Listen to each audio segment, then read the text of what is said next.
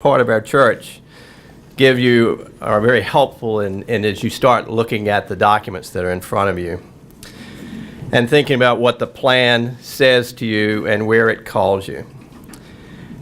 And I think if you listen to all that was said tonight from the perspectives of what does the plan offer us, and out of the last document that we started, as we started putting this together, there were 6 things that came out of it, and I think they're very true.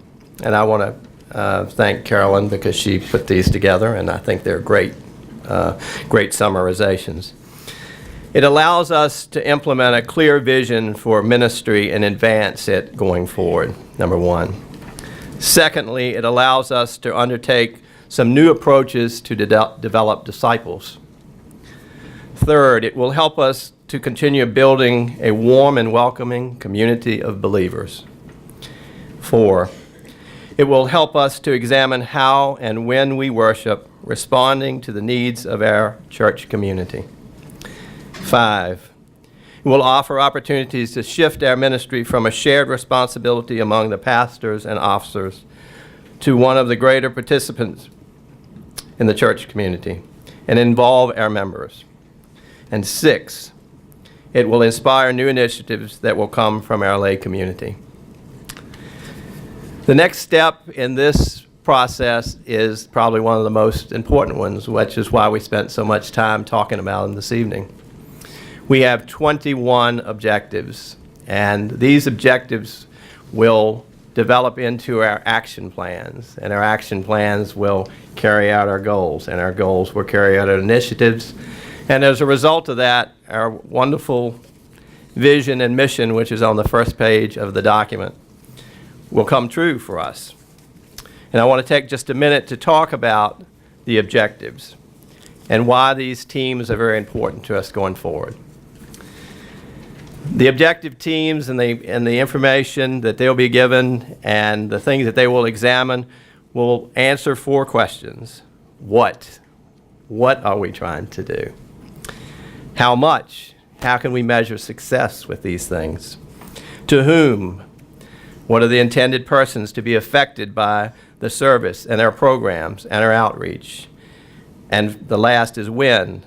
How do we get this done, and when will we get it done, and how long will it take, and how will it go from year to year? So those are the key things that each objective teams will come together and talk about. And what is an objective team? I've had lots of people ask me that.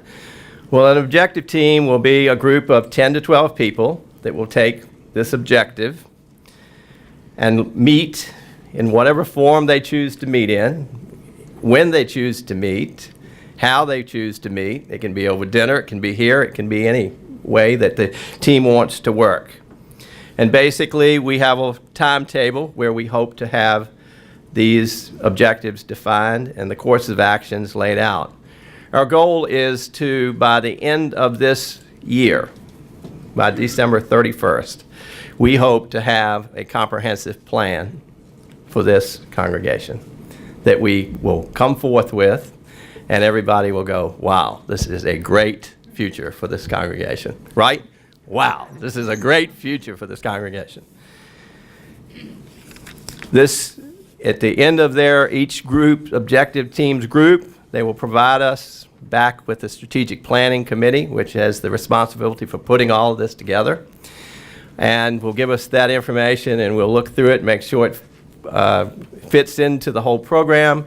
We'll look at the resources that are required to implement it. You'll note that there's not a whole lot of things in here about resources, but every one of these objectives will require manpower, probably money in places, things that we have to do, resources, and people. As you heard throughout the evening, all of this requires people, our congregation. And it can't be done with 12 people. It's going to take a lot of people. And most of the people in this room tonight, I am fortunate to say, I see in churches regularly. We see them on serve days helping us, doing all kinds of wonderful things, and that is great. And I can't be happier that we have tonight. We have 130 people here, and a lot of people who helped volunteer to help us put this on this evening, and a lot of work that has been done between the summer of last year to today. Hundreds of people have been involved in this work.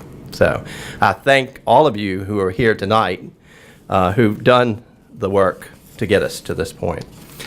As George mentioned earlier, you have this document in front of you that lists all of the objectives. The pink one. I only have the white one. Yeah. It's the pink sheet. These objectives are listed in a consecutive numbering scheme, 1 through 21. And you'll see a place over here that has a place for your name and your email address and your phone number. And what we hope to do, my goal was to get 200 members of our congregation working on these projects. If you've got 21 objectives and you get 10 to 12 people, that's 200 people. Some of you may work on more than one of these, and several people have indicated that they want to work on more than one, which is great. And you may get on one and you may want to move over to the other one because you like that one better than this one. But we do need your help. And as been pointed out, the summer is a great time to do this, not on weekends, but you can have evening meetings or things going on. So we hope that that will occur because we want to keep it on the timeline. So I am the process guy here. I'm the guy that keeps the thing moving. So I'm going to keep the process moving. And we need your help. And I want you to take the time tonight to please help us get this done by filling out this form. I promise you it's going to be a great experience. You're going to love every minute of it. You're going to meet some new people that you've never met in the church. You're going to work with some people, and you're going to find great observations, and I'll bet you that you'll make 3 or 4 more friends in this church that you didn't know before. Because small groups have been one of the biggest and most important things we've done here. And people have gotten to know one another a lot better because of small groups. And this is a great opportunity through these small groups to get to know more of the people in our congregation. So with that, yes. I got a question. It's not a question period yet, George. Yeah. Are these committees going to last forever, Tom, or will they have a defined life? Yeah, thank you, George. That was a staged question. The intent of these groups, and he knows this is one of my points, so I'll make sure I make it. We are not looking for committees. People don't like committees today. Committees infer long amounts of time that you're in for life. These are not lifelong committees. The intent here is to form objective task forces that have a start, an end, and an outcome. And at the end of that, when we finish this, you may go on to greater things in our church and other areas that you're interested in. Hopefully, you will become a part of the outcomes of each of those objectives and be intricately involved in implementing it in the church and watching it grow, watching it affect our congregation, watching it affect all of our different generations here, and doing what we hope this plan will do. And that is transform our church for the next century. So I don't want you to look at this as once I sign my name, I'm in for life. You are not in for life. You're in for the period until we get the plan together, and then we hope that you will want to be a part of the work to implement these objectives. Thank you, George. Any other? Okay, we're going to open the floor up, and you may ask any questions. I hear all the way in the back, but you got to stand up and yell so we can hear you.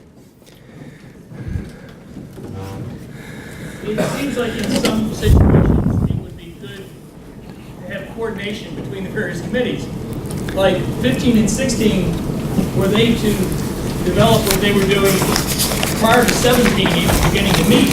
It might help 17 to be more effective to see what the outcomes were for 15 and 16. So is your process going to integrate at that level and help coordinate efforts between the... Great question, Nate. It is a good question, and I would encourage you, if you haven't already, and you've got that little card that's got the FPC website here. If you go to transformfpc.org, there's a document in there that goes to great lengths to talk about that. And yes, your point is absolutely valid. There will be and we've already heard from some saying, you know, it would make sense if we did this to maybe have these two groups come together and talk further before we move to the next point. So yes, our hope is that the team leaders will work together to help coordinate exactly what you're talking about, because there are actually some of these that go across different goals and even initiatives that are tied together. And I think as the work begins on the objective teams, we're going to find that to be a case in several of them. There's actually been 3 or 4 that have come over already. So I'd encourage you to go there and look. Other questions? Somebody's got to have a question. Yes, Rosa. Talk up so we can hear you. What if I need a little time to think about these? I know that you would like me to sign up right now this moment. Write my name in blood on it. Right. But what if I would really, truly like to think about this? I mean, is there a time by which, like, could I email it to you by, is there a time by which you need to have this? Yeah, I'd like to have it by 5 minutes. No, if you are undecided about what you like to do, I don't want you to force that you feel like you're not going to get out that door without handing us a pink slip of paper. We may give you a pink slip, but it won't be that one. Okay, or let me put it this way. Suppose I circle several that I'm interested in, but if I could take one of these home and look at it a little bit more in a day or two, I might think, I'd really rather do number 3 than number 19. That's fine. Several people have done that already because they're interested in 3 or 4 of them, but they've said once I kind of get a better feel for it, I'm probably going to do this one or that one. So we have no problems with that. We will post these documents on the website within the next day. So if you want to go look at them, it's right here, transformagainfpc.org. We'll post them there. The church will also have them here. They have masters of these, so if you don't do internet, we'll make sure that there's plenty here. One thing I'll add to that. So if you, use the mic. Yes, please use the mic. If you can't decide tonight, no problem. Take it home with you. You can go on the website and you can click into the goal and the objective and sign up on there, or you can email any one of us or Sheridan Taylor, for example, and let us know. I'm not trying to make this harder. No, it's easy. It's a lot to Yeah. take in and try Right. to think about. It absolutely is. So if you don't want to decide or can't decide tonight, no problem. Decide in the next few days or weeks. And it's a good point. The website, you can go on and just pick the objective and join the team. So you can do it online. So our hope is, yes. All right, when do you anticipate that these meetings would begin? The hope is that we will have these teams wrapped up within the week to get started, because we have some other things that we need to get done to kind of get them moving and get the structures done, and everybody knows who's on which teams, and we can start the process. So we'd like to do it within the week. So if you can take the week and you're not comfortable just selecting tonight, you can either go to the website and sign up, or drop these by the church, or email one of us. We're happy. Any way that you want to communicate with us, we'd be glad. Another question. Gosh, I guess we did a great job answering all the questions. All right. Well, we're right on the minute. It's 7:30 to the minute, Charlie, so I'll ask you to please close us for the evening. Thank you all for being here.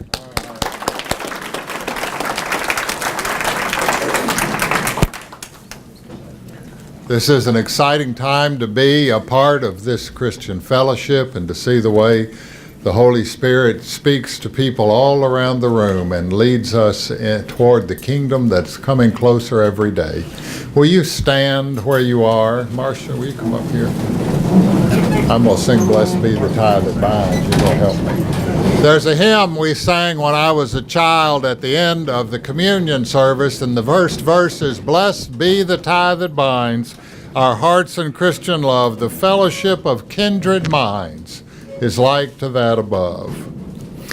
Blessed be the tie that binds our hearts in Christian love, the fellowship of kindred minds is like to that above.